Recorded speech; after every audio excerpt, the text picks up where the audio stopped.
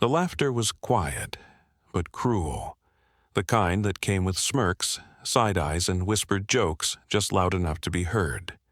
She stood in front of the display case, admiring a delicate necklace, gold, with a sapphire pendant that shimmered like water under sunlight. But the sales associate barely looked at her. The other staff exchanged glances. One even chuckled. No one offered to help. No one asked her what she was looking for.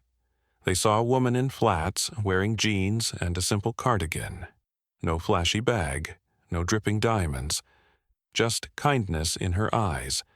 And apparently, that was not enough. "She's probably just browsing," one clerk whispered, waiting for someone richer to walk in. What they did not know, she was waiting, but not for someone richer, for someone they would all recognize, the man who could buy every piece in the store without blinking, the man who already had, her husband. And when he walked through those glass doors, with calm confidence and a gaze that saw straight through the arrogance, the room would fall silent. Because they had not just laughed at a woman, they had laughed at the wife of the man who owned the building, and in less than 10 minutes they would all regret it. Her name was Maya Lin, soft-spoken, patient, and unfailingly polite, the kind of woman most people overlooked unless they needed something. She never minded the quiet. She liked to observe, to listen, to take her time before speaking. It was something her grandmother taught her early on. Power is not always loud, but it's always present. Today, Maya had decided to stop by Delacour and Sons, one of the oldest and most exclusive jewelry boutiques in the city. Not because she wanted to shop impulsively, but because she had seen a sapphire necklace in their winter collection that reminded her of her mother.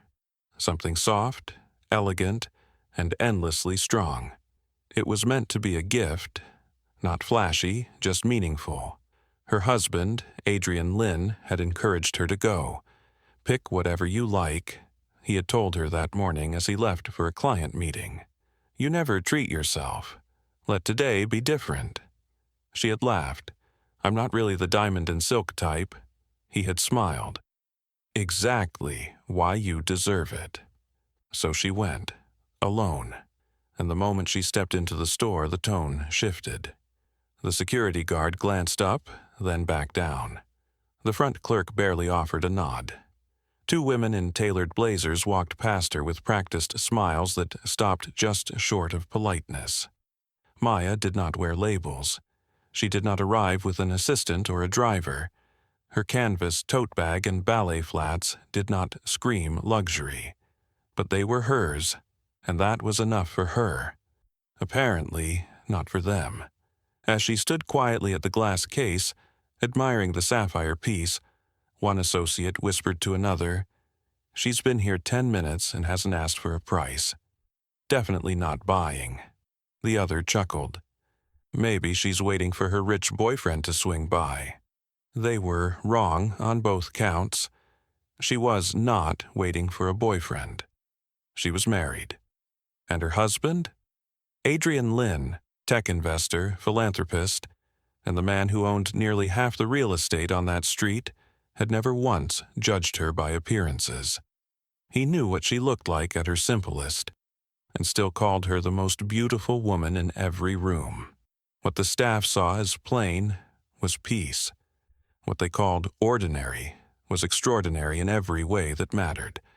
And when Adrian walked in, the difference between wealth and worth would become painfully clear. "Can I help you with something?" The voice finally came, flat, unenthusiastic. Maya turned. One of the sales associates, a tall man with slicked-back hair and a name tag that read Spencer, stood across the counter with his arms crossed. The smile on his face was more of a challenge than a welcome. "Yes," Maya replied politely. "I was admiring this necklace, the sapphire one. Could I try it on?" Spencer gave a short, dismissive laugh. "That piece is part of our premier collection," he said. "It's not available for handling unless you're verified to purchase." Maya blinked. "I see. Can I speak to the manager?"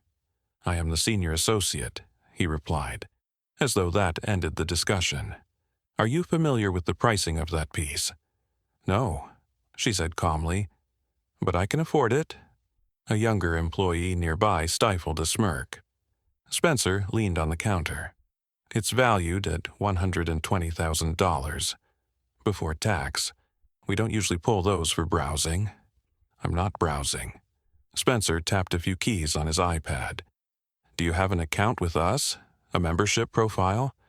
Because unless you're a returning private client, we're required to—" Another associate cut in from behind Maya, a woman with a clipped voice and perfect makeup. "Excuse me, miss, we're expecting a VIP client shortly. Would you mind browsing the other collection upstairs? It's more accessible." Maya looked at her, then slowly turned back to the necklace. "No, thank you," she said. "I'll wait here." From a few feet away, another customer, a woman dressed in full Chanel, gave Maya a look that said everything: judging, amused, superior. "People really will come in just to touch something expensive for a selfie," she muttered to her friend. "It's exhausting." Maya felt the burn of the comment, but she did not let it show. She had grown up being underestimated. She had learned long ago that silence was not weakness, it was patience. And right now, patience was what she needed. Spencer sighed and began to walk away. "Let us know if your situation changes," he said, casually waving a hand toward the stairs. Maya stayed exactly where she was. 5 more minutes passed. No one returned. No one brought the necklace. The counter where she stood had gone quiet again, except for the whispers. "She's still here? Maybe she's lost?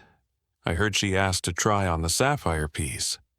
At that moment, Maya felt the subtle pressure to leave, that quiet push of exclusion, not through words, but through coldness, through condescension, through the assumption that she could not possibly belong here. She checked her phone. No new messages. Adrian was running a few minutes behind. She looked once more at the necklace. The blue reminded her of the lake where she and Adrian had taken their first weekend away, the color of that quiet morning sky. She had wanted the necklace not because of the price, but because it meant something. And yet the people in this room had done everything they could to make her feel small for even standing in front of it. She folded her hands gently in front of her, waiting. Let them laugh. Let them whisper. They would not be laughing much longer, because in just a few more steps, the man they believed she was waiting for would walk in, and they would realize she was never the one who needed to prove anything. They were. The entrance bells chimed softly, the kind of sound that usually went unnoticed. But this time, it changed everything. Heads turned. Conversation stopped mid-sentence. Even Spencer, mid-scroll on his tablet, looked up. Adrian Lin had entered the store. Tall, composed, and effortlessly confident, he wore a charcoal coat over a black turtleneck. Understated, but so precisely tailored it might as well have shouted money. His expression was calm, but his pace had purpose. He walked like a man used to owning his time, and every room he entered. One associate blinked and nearly dropped a tray. Another whispered to her colleague, "Is that—" "Oh my God, that's him." Adrian's eyes scanned the boutique once before, locking on to the only person in the room who was not staring at him. Maya. She smiled, softly but surely. He walked straight to her, ignoring the whispers, the stares, and the staff who were now scrambling to compose themselves. He reached her side, kissed her cheek, and spoke low enough for only her to hear. "Sorry I'm late." "You're right on time," she replied. The moment lasted 2 seconds, but the silence around them, it stretched into something uncomfortable, especially for Spencer, who had now realized the woman he had treated like a nuisance was the wife of Adrian Lin. Adrian turned to face the staff. "Is someone helping my wife?" Spencer cleared his throat. Yes, sir. We were just about to show her the sapphire piece in the front case." Maya said nothing. She just tilted her head slightly. Adrian's gaze narrowed. You were about to, after she stood here for 20 minutes? The manager had appeared by now, a woman in a navy suit and nervous energy.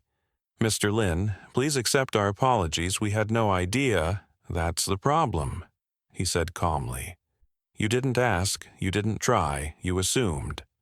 The manager fumbled for words. It's been a busy afternoon.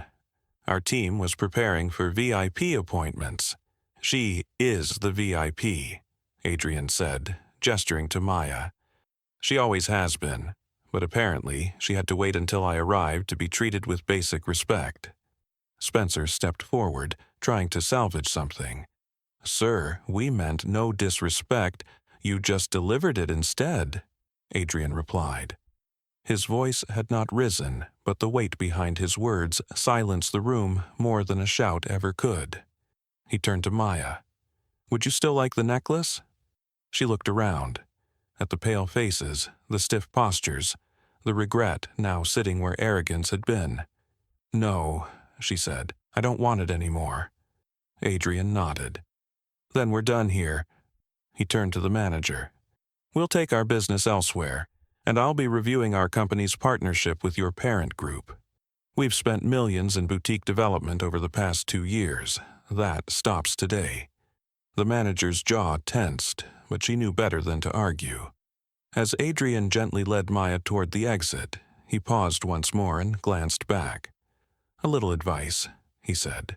If your job is to serve people, you might want to start seeing them first. And with that, they walked out, not as a spectacle, but as a statement. The laughter that once filled the room had vanished completely, replaced by a silence too heavy to ignore. Maya never raised her voice. She never defended herself, but she left with something more powerful than a necklace.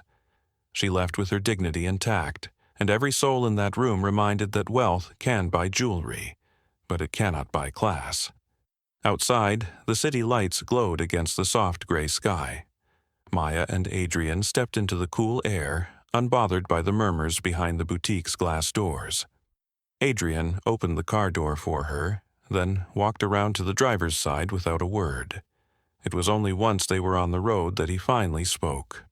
I know you're not surprised, he said quietly. Maya shook her head. I'm not. It's just disappointing. She looked down at her hands, still folded neatly in her lap. I wanted to believe things had changed, that people looked beyond appearance. But all it took was one cardigan and a canvas bag to convince them I didn't belong. Adrian's grip on the wheel tightened. You shouldn't have to prove your worth to anyone. I didn't, she said, voice steady. That's why I walked out. And that was the truth. She had not stormed out. She had not snapped. She had simply left, calm, composed, undiminished. Back at the store, Spencer stood at the counter, his confidence shattered. The manager reviewed the footage silently, already composing an apology email that would never be enough. But the damage was done, and the message was clear. Later that evening, Maya sat beside Adrian on their terrace, wrapped in a blanket and watching the city from above. You know, she said, sipping tea, I didn't want the necklace because of the price. I wanted it because it reminded me of something real. Adrian smiled. We'll find something better. She leaned her head on his shoulder. I already have. In that moment, nothing sparkled more than the quiet dignity of a woman who never needed diamonds to shine. Maya never mentioned the store again. She did not post about it. She did not ask for an apology. She did not need to. Because real power does not need a platform to be seen. It shows in how you carry yourself when the world tries to make you feel small, and you choose not to shrink. That day in the jewelry store, they measured her worth by her shoes, her silence, her choice not to flaunt. They saw a simple woman standing alone, but what they failed to see was a woman who knew exactly who she was and did not need anyone's permission to stand tall. Have you ever been judged unfairly because of how you looked, dressed, or spoke? Or maybe you've watched someone else prove the world wrong without saying a single word. Tell us your story in the comments. Your voice could remind someone else of their worth.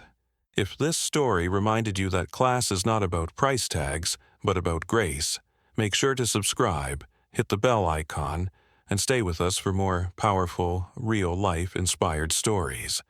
Because around here we believe in one thing: respect should never depend on appearance. And dignity, it's worn from within. Until next time.